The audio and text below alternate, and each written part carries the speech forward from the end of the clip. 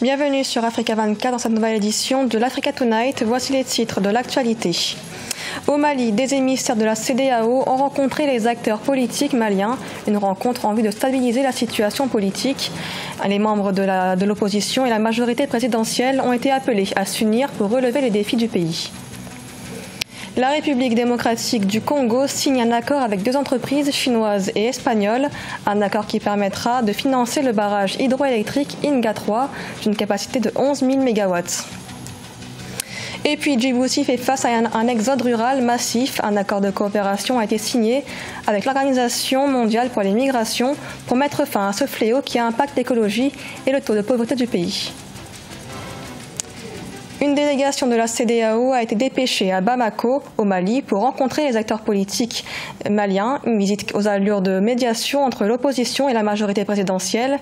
Les acteurs politiques ont été appelés à s'unir pour la stabilité du pays et de la sous-région. Reportage de notre correspondant Mokhtar Bari.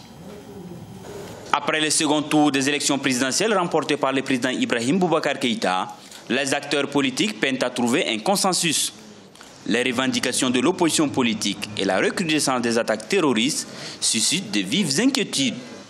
C'est fort de ce constat que des émissaires de la CEDEAO ont initié une rencontre avec certains acteurs politiques maliens, dont le chef de file de l'opposition Soumaïla Cissé. Nous avons pu identifier des défis et le point sur qu'il faut focaliser. La délégation de la CEDEAO exhorte les acteurs maliens au dialogue afin de relever les défis sociaux, mais aussi sécuritaires qui affectent le Mali et la sous-région. L'émissaire du président Buhari s'est dit satisfait des entretiens avec le chef de l'État Ibrahim Boubacar Keïta. Monsieur le Président a vraiment expliqué que pour lui, les choses les plus importantes, c'est le pays.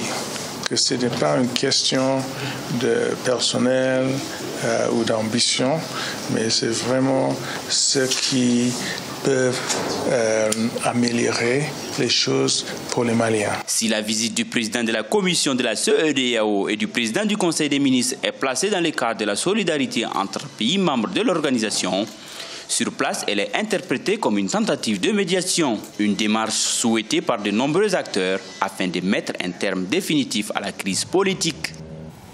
En République démocratique du Congo, la commission électorale clôture la formation des techniciens sur la machine à voter. La formation s'est concentrée sur les mécanismes à mettre en place pour résoudre les problèmes de transmission des données et du fonctionnement de la machine. Ainsi, 75% des problèmes qui pourraient se poser avec la machine pourront être résolus grâce à la formation des techniciens. La République démocratique du Congo signe un accord avec deux entreprises chinoises et espagnoles pour financer le barrage Inga 3, une infrastructure hydroélectrique qui produira 11 000 MW d'électricité.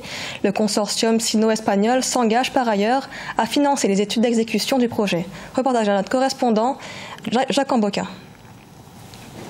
Deux consortiums, à savoir China Inga 3 et Pro Inga, respectivement des groupes chinois et espagnols, ont décroché le marché de construction du barrage hydroélectrique Inga 3 en République démocratique du Congo. Un contrat de partenariat a donc été signé ce mardi 16 octobre sous la direction du chef de l'État, Joseph Kabila, initiateur de ces projets.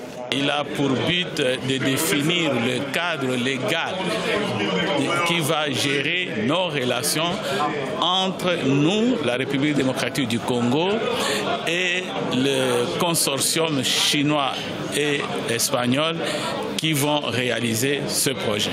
Le budget pour la construction de ces barrages est évalué à 14 milliards de dollars et sa production énergétique, initialement tablée à 4 800, a été réévaluée à 11 000 MW.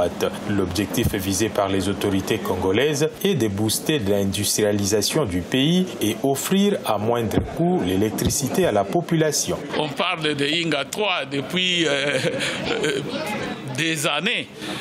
C'est la première fois que nous signons un document légal engageant qui détermine comment nous allons évoluer jusqu'à la réalisation. La République démocratique du Congo va collaborer par ailleurs avec la République sud-africaine avec laquelle elle a conclu un traité sur le projet Grand Inga. Après la signature du contrat, reste à déterminer les chronogrammes de construction de ces projets qui n'est qu'une partie du projet Grand Inga.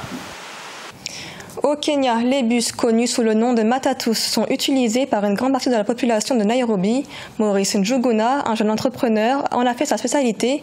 Il fabrique des bus Matatus en jouets identiques à ceux qui circulent dans la rue. Adiatou Badawi. C'est dans cette concession que Maurice Njuguna fabrique des jouets sous la forme de minibus. De près, la version miniaturisée des bus, communément appelée Matatus, s'apparente à ceux qui circulent dans les rues de Nairobi. Il possède le même équipage et le même dispositif. Aujourd'hui, plus qu'hier, Maurice Njuguna, du haut de ses 34 ans, croit fort en ses aptitudes. Tout a commencé lorsque j'étais encore enfant. J'allais au primaire. À chaque fois que je me rendais à l'école, j'observais les Matatus. Ce qui attirait mon attention, je les reproduisais une fois arrivé à la maison. J'essayais d'en faire un semblable. C'est ainsi que la passion pour ce que je fais aujourd'hui est née. Près de 70% des 4 millions d'habitants de Nairobi empruntent au quotidien un Matatus. Au Kenya, les Matatus sont réputés pour promouvoir la culture et l'art de par leur apparence caractérisée par une décoration assez particulière aux couleurs vives. Si Maurice en fait de la fabrication de Matatus miniaturisés un métier, il croit tout de même qu'avec peu de moyens, il est possible de réaliser un rêve. Plusieurs jeunes Kenyans sont diplômés. Selon moi, lorsqu'il vous est difficile de trouver un emploi, il faut faire recours à son ingéniosité. C'est ce qui nous permet d'avancer dans la vie. Vous n'avez pas besoin d'avoir de l'argent pour créer une entreprise. Moi, par exemple, je fabrique mes Matatus avec du matériel pris ça et là. Avec l'aide de son ami Walter Muko, Maurice Njuguna parvient à réaliser des illustrations et des graphiques sur ses jouets. Ces pièces vont de 20 à 80 $ chacune. À ce jour, ils en ont vendu plus de 500 souvenirs. Dans un futur proche, Maurice Njuguna procédera à la fabrication de jouets de Matatus motorisés qui seront exposés dans les boutiques du Kenya. Djibouti est confronté à un exode rural massif. L'afflux des populations vers les zones urbaines affecte l'écologie du pays et contribue à la hausse de la pauvreté. Un accord de coopération a donc été signé avec l'Organisation mondiale pour les migrations, un accord qui permettra de trouver des solutions à ce fléau. Les explications avec Nathalie Mort. À Djibouti, la côte est le principal pôle d'attraction des populations. Dans le pays, le trafic maritime atteint 3 millions de tonnes de marchandises par an, favorisant ainsi l'exode rural. Cependant, cette surpopulation citadine a des effets néfastes sur l'écologie. Ainsi, selon diverses études, près de 95% des récifs coralliens seraient menacés à Djibouti. La surpopulation est liée aux activités anthropiques. Et les activités anthropiques non réglementées conduisent à la pollution des eaux. L'afflux des populations djiboutiennes vers les zones urbaines a une incidence sur le taux de pauvreté dans le pays. Des statistiques montrent que de 2000 à 2010, près de 70% de la population vivait en dessous du seuil de pauvreté à Djibouti-Ville. Les principales activités économiques pratiquées ici sont logées dans le secteur informel.